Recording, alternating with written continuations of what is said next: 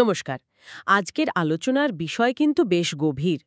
মানে একটা ভুলের আসল দাম কত হতে পারে, আর সেই ভুলকে ক্ষমা করার জন্যই বা আম, কতটা দাম দিতে হয়। ঠিক তাই। আজকে আমরা যে ব্যাপারটা নিয়ে কথা বলবো সেটা ঠিক এই দুটো প্রশ্নকে কেন্দ্র করে।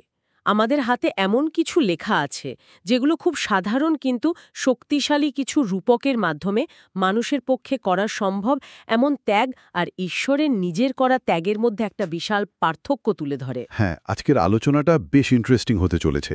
আমরা দেখব কিভাবে এই সোর্সগুলো দুটো একদম ভিন্ন ধরনের মৃত্যুকে পাশাপাশি দাঁড় করায়। কি রকম? এক, ঈশ্বরের জন্য মানুষের মৃত্যুবরণ, যাকে আমরা শাহাদাত বা মার্টিডাম বলি। আর দুই, মানুষের জন্য ঈশ্বরের মৃত্যুবরণ, যাকে ধর্মতত্ত্বে প্রায়শ্চিত্ত বা অ্যাটোনমেন্ট বলা হয়। ও আচ্ছা, দুটোই ত্যাগ, কিন্তু তাদের মধ্যে মানে আকাশ পাতাল তফাত। একদম। দারুণ। তাহলে চলুন শুরু করা যাক। প্রথম যে রূপকটা আমাদের সোর্সগুলোতে আছে সেটা বেশ অদ্ভুত, একটা ছোট বাচ্চাকে নিয়ে। গল্পটা কি? গল্পটা সহজ, কিন্তু এর ভেতরের ভাবনাটা বেশ গভীর। ধরুন, একজন বাবা মা তাদের সন্তানকে রান্নাঘরে রাখার সব জেলি খেতে দিয়েছেন, কিন্তু একটা শিশি যেটা দেখতে খুব সুন্দর আর লোভনীয় সেটা খেতে বারণ করেছেন। আচ্ছা। কারণ ওটা আসলে জেলি নয়, ওটা একটা তেতো সর্দির ওষুধ। কিন্তু বাচ্চাটা স্বভাবতই যেটা বারণ করা হয়েছে সেটার দিকেই বেশি আকৃষ্ট হলো এবং লুকিয়ে সেটা খেয়ে ফেলল। আর ফলাফল? ফলাফল, সে অসুস্থ হয়ে পড়ল। দাঁড়ান দাঁড়ান, এখানেই আমার প্রথম প্রশ্ন। এটা তো একরকম ফাঁদে ফেলার মতো শোনালো। একজন স্নেহশীল অভিভাবক জেনে শুনে এমন একটা লোভনীয় কিন্তু ক্ষতিকর জিনিস বাচ্চার হাতে নাগালে রাখবেন কেন? এর পেছনে যুক্তিটা ঠিক কি? চমৎকার প্রশ্ন। আর আর এখানেই তো রূপকটার আসল মজা।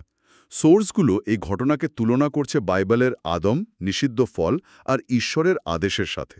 ও আচ্ছা। আপনার প্রশ্নটা এই ধর্মতত্ত্বের একটা পুরনো প্রশ্ন। ঈশ্বর কেন আদমকে এমন একটা সুযোগ দিলেন যেখানে ভুল করার সম্ভাবনা ছিল? এই সূত্রগুলোর উত্তর হল, আদমের মতো স্বাধীন ইচ্ছা সম্পন্ন সত্তার জন্য এই শিক্ষাটা জরুরি ছিল। শিক্ষা? হ্যাঁ, অবাধ্যতার মধ্যে দিয়ে যে কষ্ট আসে, সেই কষ্টই শেষ পর্যন্ত আসল উপলব্ধি আর জ্ঞানের জন্ম দেয়। তার মানে এই কষ্টটা আসলে একটা শিক্ষণীয় উপায়, ঠিক যেমন আমরা ভুল করে শিখি বা কি বলে হোঁচট খেয়ে হাঁটা শিখি। এই কষ্টটা শাস্তির চেয়ে বেশি একটা ক্লাসের মতো। একদম, আপনি ঠিক ধরেছেন। সূত্রগুলো বলছে এই কষ্ট ছাড়া জ্ঞানটা কেবল তাত্ত্বিক হয়ে থাকত। আদমের স্বাধীন ইচ্ছাকে অভিজ্ঞতার আগুনে পোড়ানোর দরকার ছিল। এখানেই আদমের সাথে সেই ফেরেশতাদের তুলনা করা হয়েছে যারা কোনোদিন ঈশ্বরের অবাধ্য হননি। তাদের বিশ্বাস্ততা হয়তো অন্যভাবে পরীক্ষিত হয়েছিল হয়তো, কিন্তু আদমের মতো সত্তার জন্য ভুলের মাধ্যমে শেখাটাই ছিল পরিপূর্ণতার পথ। বেশ মজার তো ব্যাপারটা। মজার ব্যাপার হলো, এই সোর্সগুলো বলছে যে নিষিদ্ধ ফল আদমের পতনের কারণ হয়েছিল, সেটাই পরোক্ষভাবে অনন্ত মৃত্যু থেকে বাঁচার পথও খুলে দেয়। কিভাবে? কারণ এই ভুলের কারণেই প্রায়শ্চিত্তের মতো একটা চূড়ান্ত সমাধানের প্রয়োজন হয়ে পড়ে। বাহ, এই ব্যাপারটা তো আমি এভাবে কখনো ভাবিনি, যে ভুলটা সমস্যা তৈরি করলো সেটাই সমাধানের অনুঘটক হয়ে দাঁড়ালো। আচ্ছা, এই যে ভুলের কথা হলো, এটা তো ছিল নিজের ভুলের জন্য নিজের কষ্ট পাওয়া, কিন্তু যখন একজনের ভুলের দাম অন্য কাউকে দিতে হয় তখন কি হবে? সূত্রগুলো কি এই বিষয়ে কিছু বলছে? হ্যাঁ, বলছে। আর এখান থেকেই আলোচনাটা আরও জটিল আর ব্যক্তিগত একটা দিকে মোড় নেয়।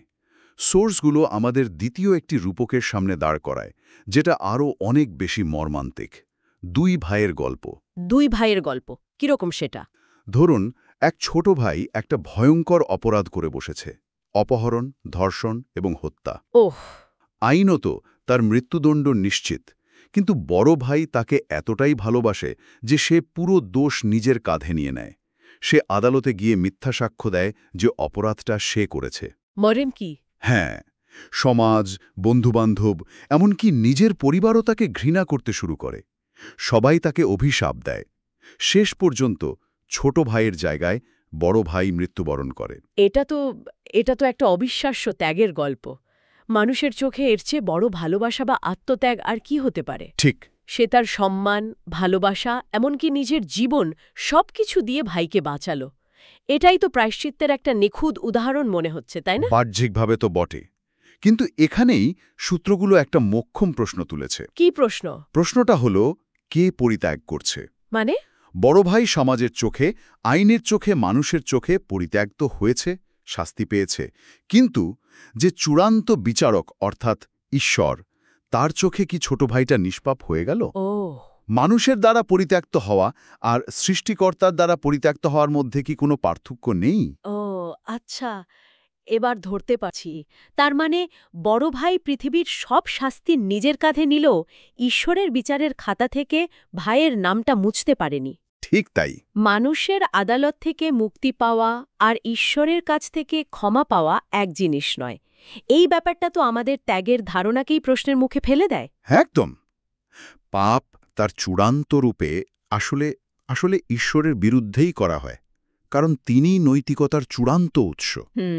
তাই বড় ভাই মানুষের ঘৃণা, অভিশাপ আর মৃত্যু বরণ করলেও সে ভাইয়ের আত্মাকে ঈশ্বরের বিচার থেকে বাঁচাতে পারেনি। মানুষের দ্বারা পরিত্যক্ত হওয়াই সর্বোচ্চ মূল্য নয়। তাহলে সর্বোচ্চ মূল্যটা কি? সর্বোচ্চ মূল্য হল জীবনের উৎস অর্থাৎ ঈশ্বরের কাছ থেকে পরিত্যক্ত হওয়া। আর এখানেই মানুষের ত্যাগের একটা সীমা তৈরি হয়ে যায়। এই পার্থক্যটা, মানুষের দ্বারা পরিত্যক্ত হওয়া বনাম ঈশ্বরের দ্বারা পরিত্যক্ত হওয়া, এটাই কি তাহলে শহীদ এবং প্রায়শ্চিত্তের বলির মধ্যে মূল পার্থক্য তৈরি করে? সূত্রগুলো তো বলছে দুজনেরই মৃত্যু হয়, কিন্তু সেই দুই মৃত্যু নাকি মৌলিকভাবে ভিন্ন। একদম, এই পার্থক্যটাই পুরো আলোচনার কেন্দ্রবিন্দু। চলুন এটা একটু ভেঙে দেখি। সোর্সগুলো এই দুই ধরনের মৃত্যুকে প্রথম আদম এবং শেষ আদমের পথ হিসেবে দেখাচ্ছে। প্রথম আদম আর শেষ আদম, এই ধারণাগুলো একটু বুঝিয়ে বললে ভালো হয়। অবশ্যই। প্রথম আদম বলতে মানবজাতির প্রথম প্রতিনিধি, মানে বাইবেলের আদমকে বোঝানো হচ্ছে, যার অবাধ্যতার মাধ্যমে পাপ পৃথিবীতে প্রবেশ করে। আচ্ছা। তাই যারা আদমের পথে হাঁটেন তারা তার মানবিক সীমাবদ্ধতার মধ্যেই বাঁচেন এবং ত্যাগ স্বীকার করেন। আর শেষ আদম বলতে যিশুকে বোঝানো হচ্ছে, যাকে ঈশ্বরের পক্ষ থেকে এক নতুন সূচনা হিসেবে দেখা হয়। তার ত্যাগ আদমের সীমাবদ্ধতাকে অতিক্রম করে যায়। বেশ, তাহলে প্রথম আদমের অনুসারী অর্থাৎ একজন শহীদের মৃত্যুটা কেমন? একজন শহীদ ঈশ্বরের জন্য মৃত্যুবরণ করেন। তিনি কোনো একটা সত্য বা বিশ্বাসের জন্য দাঁড়ান, আর তার জন্য সমাজ, রাষ্ট্র বা মানুষ তাকে পরিত্যাগ করে, হত্যা করে। কিন্তু এই পুরো প্রক্রিয়ায় তিনি ঈশ্বরের প্রতি তার বিশ্বস্ততা ধরে রাখেন। তাই মৃত্যুর মুহূর্তে তিনি যখন মানুষের দ্বারা পরিত্যক্ত, ঠিক তখনই তিনি ঈশ্বরের সান্নিধ্যে গৃহীত হন। ওহ আচ্ছা। তিনি তার নশ্বর দেহটা ত্যাগ করেন, যা একদিন এমনিতেও শেষ হতো, কিন্তু বিনিময়ে তিনি অনন্ত জীবন পান। সোজা কথা, তিনি পৃথিবী হারান কিন্তু ঈশ্বরকে পান। বোঝা গেল, এটা এক ধরনের চূড়ান্ত বিনিময়। তাহলে শেষ আদম বা যিশুর মৃত্যু অর্থাৎ প্রায়শ্চিত্তের বলি, সেটা কিভাবে আলাদা? এখানেই সবচেয়ে বড় টুইস্ট। যিশুও মানুষের হাতেই মারা যান। তাকেও সমাজ পরিত্যাগ করে, তিনিও কষ্টকর মৃত্যুবরণ করেন, ক্রুশবিদ্ধ হয়ে। কিন্তু তার কষ্টের সবচেয়ে অনন্য এবং ভয়াবহ দিকটা বাহ্যিক ছিল না। তাহলে সেটা ছিল আধ্যাত্মিক। সোর্সগুলো ইঙ্গিত দিচ্ছে সেই বিখ্যাত উক্তিটির দিকে, আমার ঈশ্বর, তুমি কেন আমার পরিত্যক্ত করলে? হ্যাঁ, এই মুহূর্তে তিনি শুধু মানুষের দ্বারা নন, স্বয়ং ঈশ্বরের দ্বারা পরিত্যক্ত হয়েছিলেন। এক মিনিট, এটা একটু গোলমেলে লাগছে। তিনি তো ঈশ্বরেরই অংশ বলে পরিচিত, তাই না? ঠিক। তাহলে ঈশ্বর কিভাবে নিজেকে পরিত্যাগ করতে পারেন? এখানে সোর্সগুলো খ্রিস্টীয় ধর্মতত্ত্বের ট্রিনিটি বা ত্রিত্বের ধারণার দিকে ইঙ্গিত করছে, তাই তো? ঠিক তাই। এই ধারণাটা ছাড়া ওই ত্যাগ বোঝা প্রায় অসম্ভব।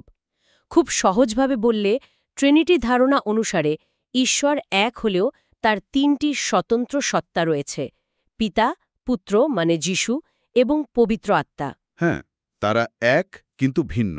সূত্রগুলো বলছে যে প্রায়শ্চিত্তের সেই চরম মুহূর্তে যখন যিশু মানবজাতির সমস্ত পাপ নিজের উপর তুলে নিলেন, তখন পবিত্র পিতা ঈশ্বর তার পুত্র সত্তা থেকে মুখ ফিরিয়ে নিলেন। এটা কোনো মানুষের পক্ষে বোঝা বা অনুভব করা সম্ভব নয়। এটা ছিল ঈশ্বরের ভেতরেই এক বিচ্ছেদ, এক সত্তা থেকে অন্য সত্তার বিচ্ছিন্নতা। অবিশ্বাস্য। তার মানে একজন শহীদ মারা গিয়ে ঈশ্বরের কাছে যান, আর ঈশ্বররূপী যিশু মারা গিয়ে ঈশ্বর থেকে বিচ্ছিন্ন হন। একদম। এই দুটো তো সম্পূর্ণ বিপরীতমুখী ঘটনা। একদম, এটাই হলো মূল পার্থক্য। একজন সৃষ্টের কাছে ফিরে যায়, আর সৃষ্টিকর্তা নিজেই নিজের কাছ থেকে বিচ্ছিন্ন হন। তার মানে শহীদের ত্যাগ।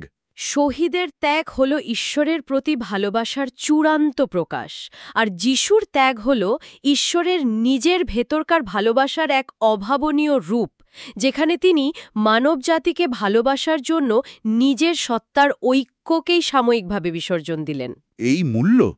এই মূল্য কোনো সাধারণ সৃষ্টি বা কোনো ফেরেশতার পক্ষেও দেওয়া সম্ভব ছিল না। তার মানে সূত্রগুলো ত্যাগের দুটো ভিন্ন মানদণ্ড স্থাপন করেছে, একটা মানুষের জন্য আর অন্যটা ঈশ্বরের নিজের জন্য। এটা কি এক ধরনের ঐশ্বরিক ব্যতিক্রম? ব্যতিক্রমের চেয়েও বড় কিছু। ভাবুন, সৃষ্টিকর্তা হিসাবে একমাত্র ঈশ্বরেরই অধিকার আছে জীবন দেওয়া বা নেওয়ার, কাউকে চূড়ান্তভাবে গ্রহণ বা পরিত্যাগ করার। ঠিক। তিনি মানুষের কাছে সর্বোচ্চ যা দাবি করেন তা হল তার জন্য নিজেদের প্রাণ বা জাগতিক জীবন উৎসর্গ করা। এটাই মানুষের পক্ষে দেওয়া সম্ভব সর্বোচ্চ মূল্য।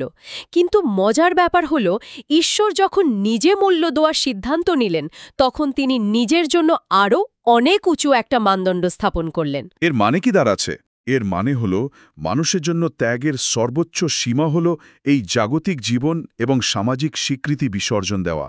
কিন্তু ঈশ্বরের জন্য মূল্যটা ছিল সবকিছু ত্যাগ করা। সবকিছু? হ্যাঁ, তিনি শুধু মানুষের মতো একটা নশ্বর দেহ ত্যাগ করেননি, তিনি নিজের ঐশ্বরিক সত্তার একতাকে ত্যাগ করেছেন। প্রথম আদমের পাপের মূল্য দিতে ঈশ্বরের দ্বিতীয় সত্তাকে প্রথম সত্তা থেকে বিচ্ছিন্ন হতে হয়েছিল। এটা নিছক শারীরিক মৃত্যু ছিল না। না, এটা ছিল আধ্যাত্মিক মৃত্যু, জীবনের উৎস হয়েও জীবন থেকে বিচ্ছিন্ন হওয়া। তাহলে পুরো ব্যাপারটা দাঁড়ালো এই রকম। আমরা শুরু করেছিলাম একটা বাচ্চার জেলি খাওয়ার মতো সাধারণ অবাধ্যতা দিয়ে, যা থেকে আমরা শিখলাম যে ভুলের মাধ্যমে কষ্ট আসে আর কষ্ট থেকে আসে জ্ঞান। হ্যাঁ। তারপর আমরা দেখলাম দুই ভাইয়ের গল্প, যা আমাদের শেখালো যে মানুষের সর্বোচ্চ ত্যাগও ঈশ্বরের বিচারের সামনে অসম্পূর্ণ। ঠিক। আর সবশেষে আমরা পৌঁছলাম এই দুটো বিপরীতমুখী মৃত্যুর ধারণায়। হ্যাঁ, আর এই পুরো যাত্রার মূল টেকওয়ে হলো এটাই: মানুষের ত্যাগ মানে শাহাদাত, যা জগতের দ্বারা প্রত্যাখ্যাত কিন্তু ঈশ্বরের দ্বারা গৃহীত হয়, এবং ঈশ্বরীয় ত্যাগ মানে প্রায়শ্চিত্ত, যার জন্য স্বয়ং ঈশ্বরকে ঈশ্বরের দ্বারা প্রত্যাখ্যাত হতে হয়েছিল। এই দুয়ের মধ্যে একটা মৌলিক এবং অলঙ্ঘনীয় পার্থক্য রয়েছে। মানুষের সর্বোচ্চ ত্যাগ যেখানে শেষ হয়, ঈশ্বরের ত্যাগ সেখান থেকেই শুরু হয়। একদম। অসাধারণ একটি আলোচনা। আমাদের হাতে থাকা সোর্সগুলো সত্যিই চিন্তার অনেক খোরাক জোগালো। পরিশেষে শ্রোতাদের জন্য একটা ভাবনা রেখে যেতে চাই। বলুন। এই সূত্রগুলো জোর দিয়ে বলছে যে একমাত্র ঈশ্বরেরই সৃষ্টি এবং ধ্বংস করার, জীবন দেওয়া এবং কেড়ে নেওয়ার অধিকার রয়েছে। এখন প্রশ্ন হল, যদি ভালোবাসা এবং মুক্তির মতো চূড়ান্ত একটি কাজ সম্পাদনের জন্য খোদ ঈশ্বরকেই নিজের সত্তার অংশকে পরিত্যাগ করার মতো চরম পদক্ষেপ নিতে হয়, তবে এই ধর্মতাত্ত্বিক কাঠামোতে ন্যায় এবং করুণার প্রকৃতির সম্পর্কে এটা আমাদের কি শেখায়? ন্যায় এবং করুণা কি দুটো ভিন্ন জিনিস, যা কেবল ঈশ্বরের আত্মত্যাগের মাধ্যমে মিলিত হতে পারে? নাকি তারা আসলে একই মুদ্রার এপিটোপিট, যা বোঝার জন্য আমাদের ঈশ্বরের দৃষ্টিকোণ থেকে ত্যাগের অর্থটা বুঝতে হবে?